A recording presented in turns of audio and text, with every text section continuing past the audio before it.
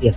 Apakah imbas dari kemarin pesulap merah itu menggerebek salah satu tempat ritual pesugihan yang ada di Gunung Kawi, teman? Ini kayaknya ini ya. Ini pesulap merah disantet, teman. Ya Allah, astagfirullahaladzim. Astagfirullahaladzim. Astagfirullahaladzim. Assalamualaikum warahmatullahi wabarakatuh, saudara-saudaraku sebangsa dan setanah air. Ketemu lagi dengan saya di Gaspol Update ya. Teman-teman sudah pada tahu nggak ini? Tentang pesulap merah yang disebut-sebut mendapat serangan santet ya. Setelah mengungkap aktivitas di Gunung Kawi begitu. Sekaligus juga munculnya peringatan keras dari Hotman Paris terkait dugaan praktik mistis yang merugikan orang lain. Nah, perkembangan terbarunya ya, polemik ini semakin melebar karena menyeret nama Sarwenda ya, Ruben Onsu, hingga berbagai spekulasi yang ramai dibahas netizen di media sosial. Nah, bagaimanakah videonya dan bagaimanakah respon netizen? Mari kita tonton bersama, kemudian mari kita komentari bersama di bagian akhir video. Ini dia.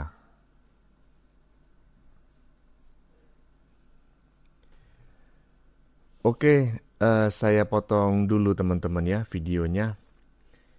Kalau saya melihat ya dari bagian awal. Oh, Masya Allah, kok bisa kayak gini tuh loh?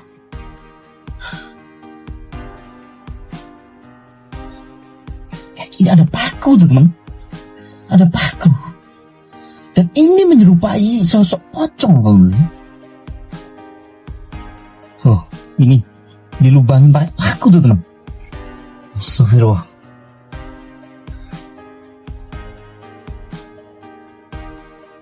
Kayaknya si Marcel nih itu disantet teman. Ini pakai ada meja pocong. Kayaknya ini sudah lama ya. Ini kayaknya sudah lama di sini nih. Ini udah lama teman. Astagfirullah. Astagfirullahaladzim. Murka terhadap Marcel atau pesulap merah sehingga disantet seperti ini teman. Ya, ditaruh di tempat yang memang dianggap keramat ya, tempat dianggap nggak bisa ngomong apa-apa lagi nih kalau nih. Buat si pesulap merah tetap hati-hati ya. Aduh. Nggak tahu ya, ulah siapa, ulah oknum atau ulah apa, kurang tahu juga teman-teman. Tapi ini sih teman-teman.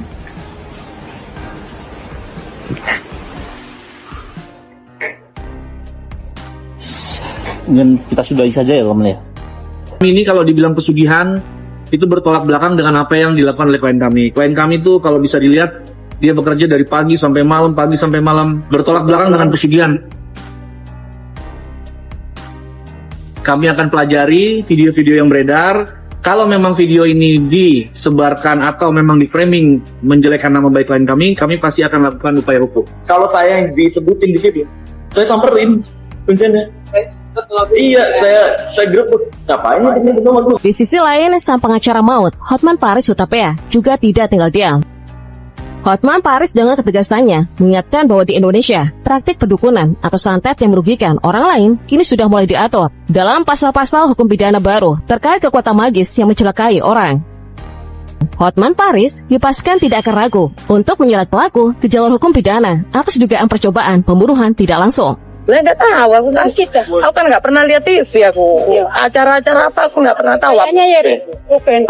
Jujur ya, Ruben itu pernah sekitar 2 tahun yang lalu, kalau nggak 1 tahun yang lalu, 2 tahun yang lalu, saya itu lihat Ruben itu di Instagram. Instagramku aku buka ternyata ada Ruben. Lah Ruben itu tak baca, Ruben itu banyak yang berngantem-ngantem, berngantem-ngantem. Ingin menjatuhkan Ruben. Lah Ruben itu sudah tak peringatkan. Dan orang ngotot penojak. Ruben saya peringatkan. Assalamualaikum Mas Ruben, sampean ini hati-hati bahwa sampean itu banyak santet yang sudah bernaung di badannya sampean. Banyak santet yang bernaung di badan itu masih belum OTW, masih berdiam diri. Nanti kalau sudah OTW sudah bekerja, nah itu hati-hati. Aku juga sudah mengingatkan begitu. Yang penting aku sudah berniat baik. Sudah itu ceritanya. Kalau nggak percaya suruh lihatin Open di Instagram, ada komen gitu apa enggak? Tolong dicek. Guys, kalian merasa nggak perkawi-kawian ke blow up itu asisten kok ngilang ya? Siapa sih? Mandalika. Si Mandalika ngilang. Kemana tuh dia? Apa dia ngelanjutin perkawi-kawian? Karena kalau yang pergi itu bos, udah malu dong, udah pada tahu semua. Apa si Mandalika itu yang melanjutkan perkawi-kawian itu? Hah? Aduh. Tapi kalau menurut kuncian di sana sih bisa diwakilkan, tapi nggak se gencreng datang sendiri gitu. Karena kalau datang sendiri kan dia yang minta, dia yang berdoa, dia yang mohon, dia yang berjanji, dia yang dimandiin gitu-gitu kan. Kalau ini kan masa si Mandalika dia bisa tapi tidak talk chair gitu, tidak talk chair. Ini aku ngasih tahu loh, aku masih baik loh ngasih tahu si Mandalika tuh nggak talk chair, harus kamu sendiri ya datang gitu ke sana ya. Mungkin pakai masker atau pakai topeng bisa, pakai topi tutup mata, tapi susah say, karena udah pasti kebaca kelihatan ya nggak sih? Kita sebutlah nama artis kan lagi rame juga ya, Sarwenda ini yang diduga melakukan pesugihan di Gunung Kawi. Mbak Sarwenda yang memang datang ke Gunung Kawi itu, kita nggak bisa langsung ngejudge Sarwenda itu datang ke sana untuk pesugihan. Tapi kan memang melihat ini kan Rubenda sendiri mantan suaminya saat dulu bersama sering sakit-sakit. Bahkan mengalami kejadian mistis ya di rumah yang kayak tiba-tiba ada kejadian mistis itu gitu-gitu di rumah. Kalau kayak gitu apa itu salah satu bentuk dari kayak efek pesugihan yang dilakukan oleh Sarwendanya sendiri? Banyak gitu kan, dan ritualnya terlalu banyak. Betul. Adapun yang dialami Mas Ruben sampai sakit-sakitan kayak gitu, memang saya mengindikasikan di situ ada non medis ya. Di Gunung Kawi ya, gitu. Sebenarnya secara teori supranatural ya, coba nih kalian lihat baik-baik ya. Pesugihan itu adalah rezekinya, jatah rezekinya anak cucu kita yang diambil duluan oleh kita ya. Sehingga coba kalian perhatiin baik-baik ya, orang yang kaya banget ya, itu malah anaknya nggak jadi apa-apa, atau malah anaknya itu kayak sakit terus. Bagian awal ini terutama 7 menit pertama ya memang aura yang terbangun dari komentar-komentar netizen, dari video yang baru saja kita saksikan memang memancing rasa penasaran penonton ya. Ada dugaan santet terhadap pesulap merah ya, lalu muncul pernyataan-pernyataan yang mengaitkan Gunung Kawi dengan berbagai praktik mistis yang ya saya sendiri nggak tahu karena saya belum pernah ke sana, tetapi ya seperti itulah dugaan yang berkembang selama ini di masyarakat. Tetapi menurut saya ya kita sebagai penonton ya, yang saya yakin 90% belum pernah ke Gunung Kawi dan mungkin 10% diantaranya pernah. kita harus tetap berhati-hati menyikapi klaim-klaim seperti ini. Karena sebagian besar ya sudah jelas ya kita saksikan berupa dugaan dan opini dari netizen dan narasumber. Namun saya juga memahami kenapa isu ini cepat sekali viral, ya karena sekali lagi tema santet, tema pesugihan ya. Kemudian yang menyangkut tokoh publik itu memang selalu menarik perhatian masyarakat ya. Lanjut. Terus celaka terus, atau anaknya kayak bener-bener secara fisik sehat tapi dia nggak berdaya, jadi hanya hidup dari uangnya orang tuanya yang hasil dari pesugihan gitu. Jadi sebenarnya setiap orang itu kan udah ada mangkok rezekinya masing-masing ya. Itu yang kalau secara Vedic bisa dibuat supaya mangkoknya sepenuh-penuhnya tanpa tumpah. Tapi ya mangkoknya itu, gitu loh. Ngerti nggak, Tom? Iya. Ya kan? Jadi misalnya kalau mangkoknya segini gitu, diisi full, dia bisa tumpah gitu ya. Atau kalau miring dikit dia tumpah. Atau kalau kalian kesandung dia jatuh sampai tumpah, sampai habis gitu. Nah kalau pakai Vedic mungkin mangkoknya segini tapi isinya bisa segini nggak tumpah gitu. Jadi prinsipnya beda ya gitu. Nah jadi bukan mangkok rezeki anak cucu kita yang kita ambil. Jadi pesugihan itu benar adanya ya, sangat benar adanya. Dan kebetulan aku pengalaman sama klien-klien yang memang pesugihan di sana gitu.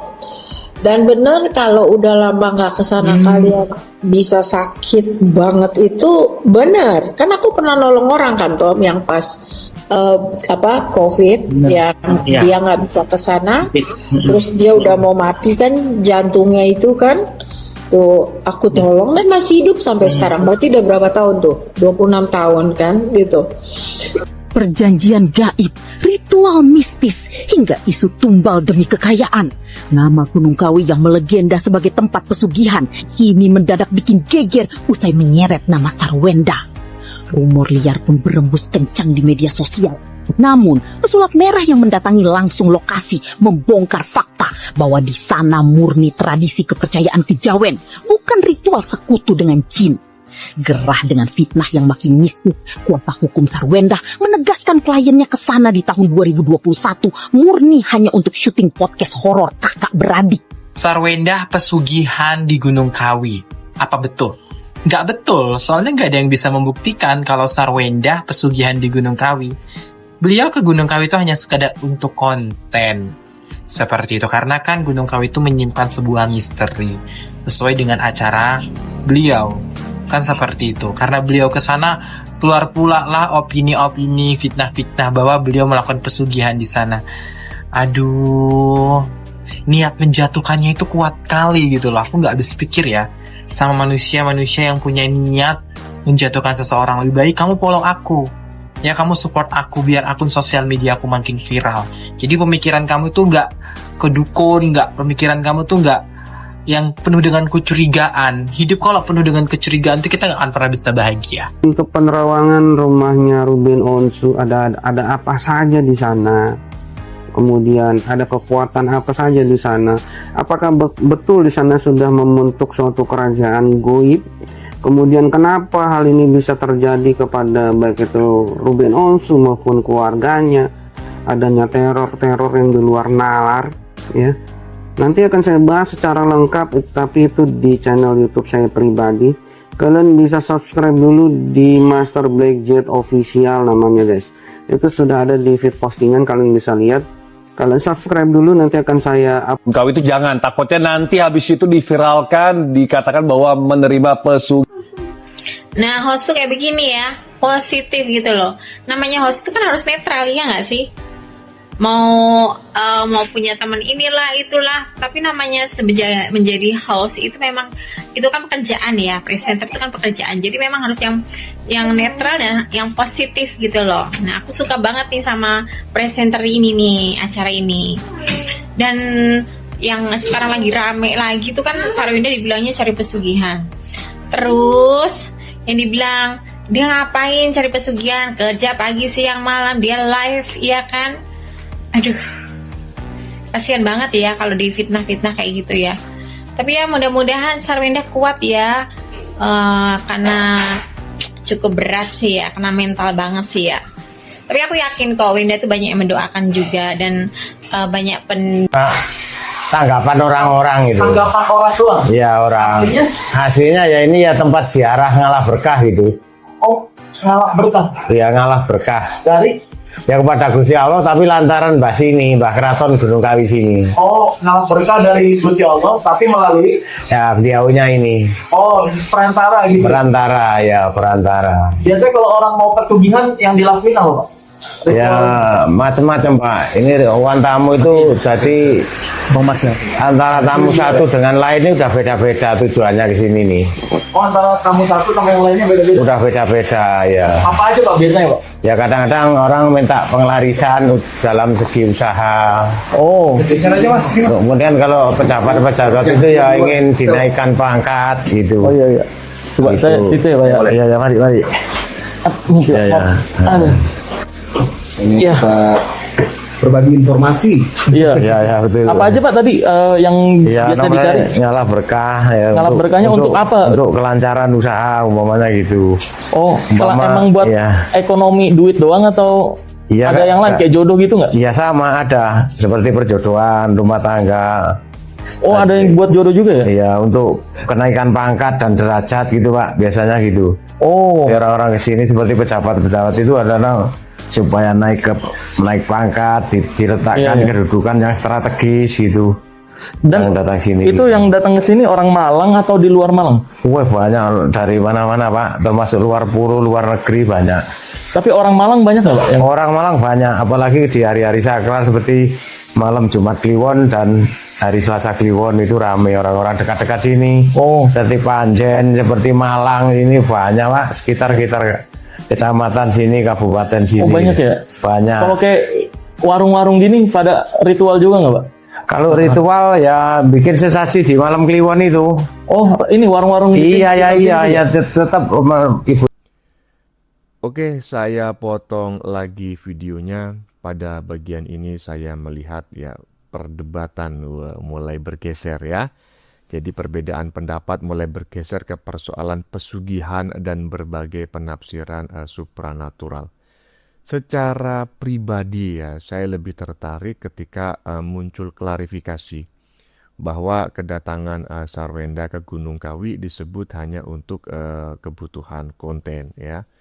Menurut saya ini menunjukkan betapa mudahnya publik membangun kesimpulan hanya berdasarkan potongan informasi ya.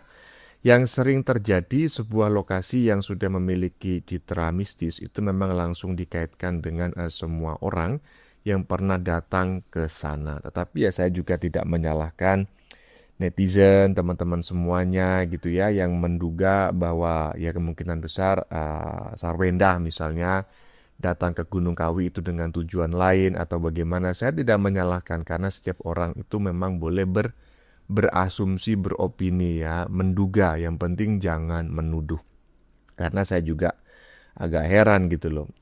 Ngapain bikin konten ke Gunung Kawi kalau dia seorang artis yang bisa membuat konten-konten selain di Gunung Kawi yang juga bisa viral, yang mendatangkan cuan. Apalagi kalau sebagai brand ambassador, kira-kira bukankah itu justru menjatuhkan reputasi dan namanya jika berkunjung ke Gunung Kawi untuk membuat konten. Tetapi ini dugaan saya teman-teman ya.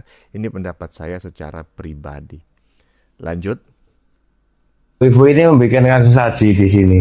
Tapi kenapa alasannya kayak ada yang sugih banget, ada yang biasa-biasa aja kok? Itu kenapa? Ya itu seperti soal itu mungkin ada yang jodoh, ada yang tidak Pak. Mungkin itu tinggal nasib mereka masing-masing. Kembali ke nasib masing-masing lagi ya? Kembali ke nasib mereka masing-masing. Jadi nggak semua orang tuh melesat ke tinggi gitu ya? Yo, tapi kebanyakan ya termasuk 1001 lah umpamanya yang tidak berhasil di sini nih Pak.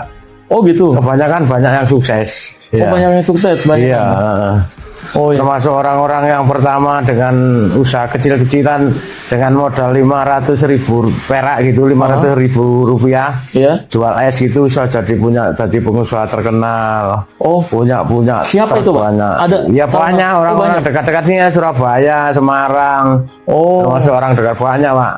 Viral, konten eksklusif Sarwendah dan Gio diperjualbelikan secara privat. Di tengah konflik Ruben Onsu dan Sarwendah yang masih menjadi sorotan publik, muncul isu baru yang kembali menghebohkan media sosial. Beredar kabar adanya konten eksklusif yang memperlihatkan aktivitas pribadi Sarwendah bersama Gio dan diduga diperjualbelikan kepada pihak tertentu. Yang membuat isu ini semakin ramai, pelaku yang disebut berada di balik penyebaran konten tersebut diduga merupakan orang yang memiliki akses dekat dengan kehidupan Sarwendah. Tak sedikit warganet yang mengecam tindakan itu karena dianggap melanggar privasi dan menyalahgunakan kepercayaan demi keuntungan pribadi. Di sisi lain, Sarwendah belakangan terlihat semakin jarang aktif di media sosial maupun tampil di hadapan publik. Kondisi ini memunculkan berbagai spekulasi, terutama setelah dirinya terus menjadi sasaran kritik dan komentar negatif dari warganet. Benarkah Sarwendah sengaja mengurangi aktivitas publik sejak polemik dengan Ruben mencuat? Berikut ini video selengkapnya.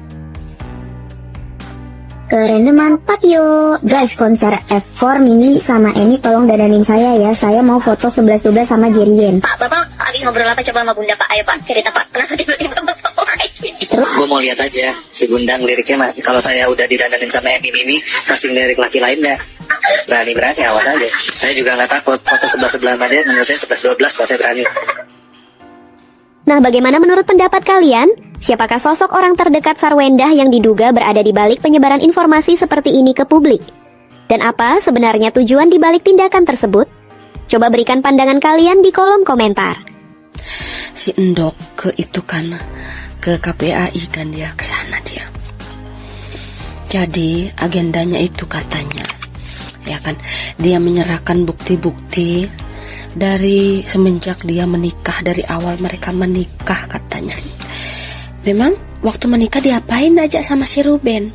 Sudah diceritakan belum bukti-buktinya kalau si Ruben itu mati-matian menafkahi, ya, terus mati-matian mengangkat derajat keluarganya si Endok. Terus setiap ulang tahun ya kan dibelikan berlian, mobil pengeluaran terbaru yang harga miliaran gitu. Sudah diceritakan itu semua. Terus di OP mukanya sama si Onsu ya kan. Sudah diceritakan kebaikan itu. Sudah kan? Iya. Emang diapain kau sama si Onsu? Diapain kau? Ya. Giliran kemarin aja di bandara panggil ayah, sekarang sibuk warawiri. Iya kan? Tuh, untuk si Onsu, Ruben Onsu, ya jangan setengah-setengah. Ya, jangan setengah-setengah untuk menghadapi kasus sama si Endah ini. Karena dia itu tuh sok-sok kalam di depan, ya kan, di depan-depan wartawan. Dibilang, ayah, anak-anak kamu ketemu. Tuh kan, ujung-ujungnya dia tuh punya niat yang gak baik. Ceritakan semua itu. Si Ruben kasih uang berapa, dimanjakan seperti apa gitu. Ya harus diceritakan semua itu. Ya. Sakitnya karena apa gitu loh, ya kan? Harus diceritakan semua itu biar adil. Sibuk warawiri kesono kesini cari simpati. Tapi maaf ya, kalau di ruang publik ini tuh kayaknya 75% itu pendukung RU. Yaitu pendukung kau yang tua-tua itu aja, yang teriak-teriak itu aja. Kalau kami mah enggak. Iya. Cerita lagi dong tentang itu. Tentang keburukan masa lalu kau. Kenapa diangkat sama si Onsu dari lumpur, itu cerita itu. Lumpur Lapindo itu cerita itu. Ya. Jangan yang aneh-aneh. Orang kan bisa saja merekayasa itu kan, apalagi setelah kita sudah nggak bareng, ya terserah kita lah. Kita mau ngomong apa gitu. Yang penting kita puas, dan yang penting kita bisa mengambil hak asuh anak. Toh juga semuanya katanya ini demi kepentingan anak, bukan demi kepentingan klien kami.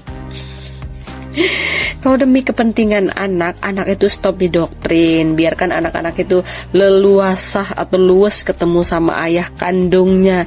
Jangan berusaha digantikan posisinya sama orang, itu loh kepentingan demi anak. Kalau dari si Onsu mah kepentingan demi si anak mah sudah nggak bisa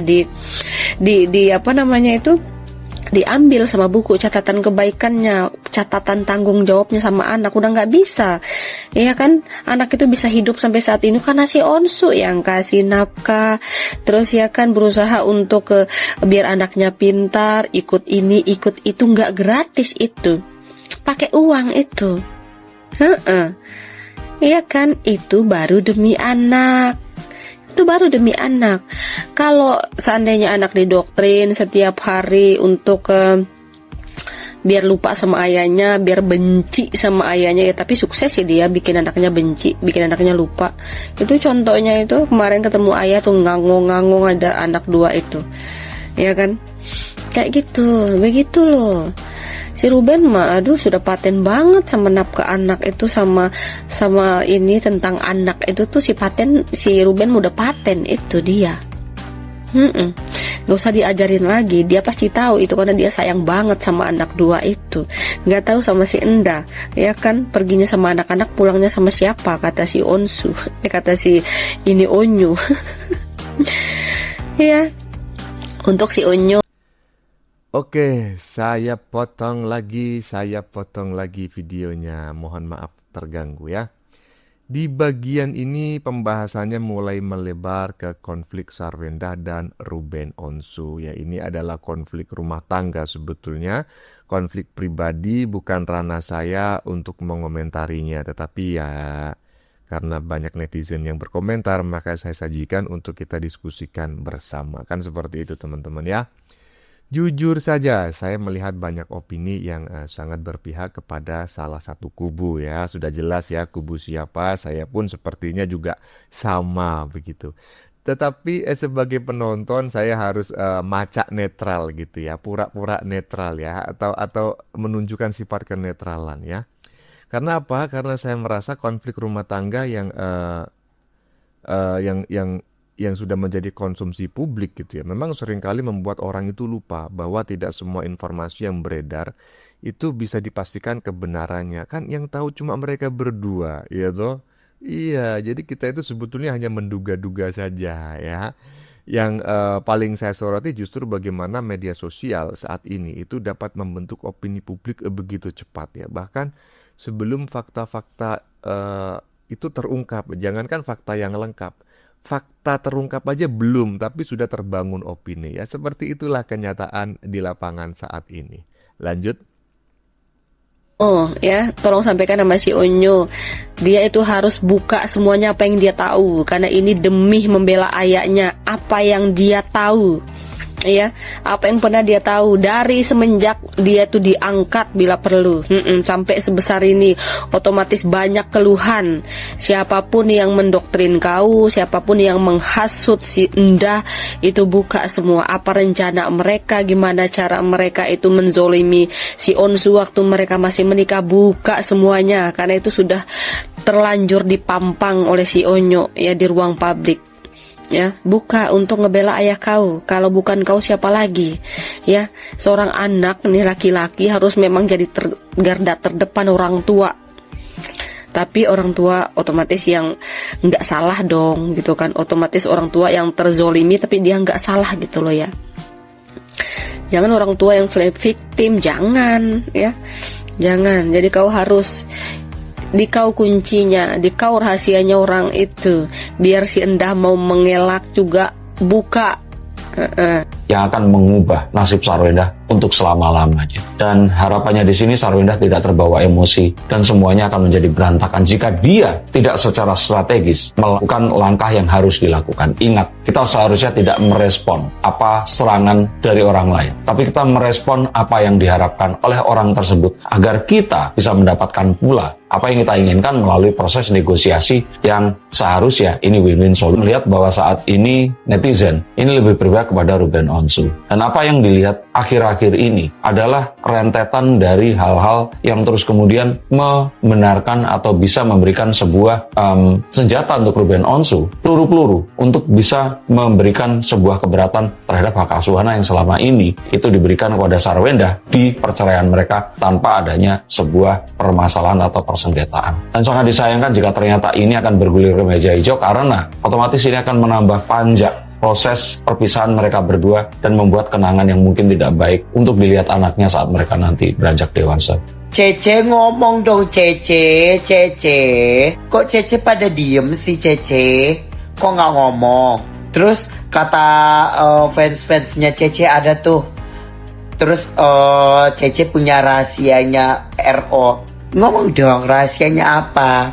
Jangan mau kalah dong Cece. Silahkan ngomong, dipersilahkan. Ya, kita sudah menunggu Cece loh terlalu lama. Mana Cece suaranya? Kita butuh suara kamu loh. Apa nggak ada? Iya nggak ada yang mau diomongin. Udah kena mental. Iya Cece. Terus satu lagi Cece, kalau mau diwawancarai kenapa? Alasannya ada anak. Wawancara aja. Bingung ya mau ngomong apa ya? Nggak tahu ya apa jawabannya kalau ditanya ya. Makanya menghindar dari wartawan. Aduh Cece, makanya jangan bertingkah, jangan banyak tingkah. Ya, udah mampus ya Cece. Resiko kalau Sarwenda sampai kehilangan hak asuhnya. Yang pertama, otomatis anak-anaknya bakal ikut Ruben. Yang kedua, kalau anak-anaknya ikut Ruben, berarti rumah untuk fasilitas anak diambil sama Ruben. Mobil juga untuk fasilitas anak diambil oleh Ruben. Tunjangan untuk anak-anak yang selama ini lebih dari 200 juta rupiah itu juga akan diambil oleh Ruben. Kalau semua fasilitas dan keuangan diambil oleh Ruben, otomatis Sarwenda nggak punya lagi pendapatan besar, nggak punya rumah, nggak punya mobil. Apalagi Sarwenda sudah diboikot sama netizen, diputus kontrak sama banyak brand, otomatis dia tidak punya penghasilan. Mau nyanyi suaranya juga mau jadi apa lagi? Dan akhirnya dia akan jatuh Miss Queen. Kalau dia udah jatuh Miss Queen, maka otomatis CEO juga akan pergi meninggalkannya. Aduh, sudah jatuh tertimpa tangga. Sarwenda, mendingan minta maaf deh. Minta maaf dengan tulus, minta maaf. Hak asuhnya jangan sampai jatuh ke tangan Ruben karena bahaya buat kamu ya. Bahaya banget, sumpah bahaya banget. Coba nyembah sana sama Ruben. Oke, teman-teman ya, sepertinya videonya sudah selesai ya. Dan saya mencoba memberikan ulasan 7 menit sebelum video ini berakhir ya.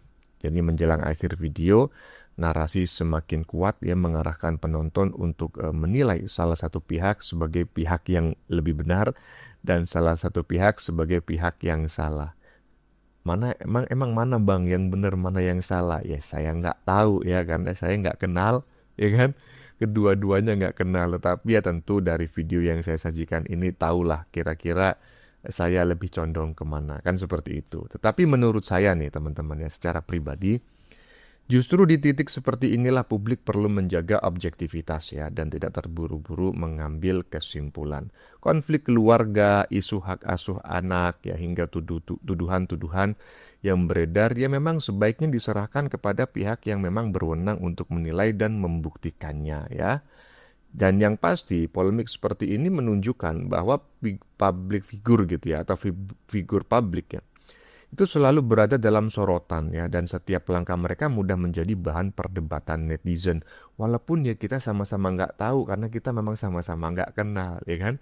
Oke teman-teman, demikian dulu komentar dari saya. Sebelumnya saya memohon maaf jika dalam penyajian konten ini ada kata-kata yang menyinggung ya, kurang tepat penggunaannya, atau ada data yang dianggap keliru atau salah. Saya memohon maaf yang sebesar-besarnya. Kita jumpa lagi di lain video. Salam NKRI.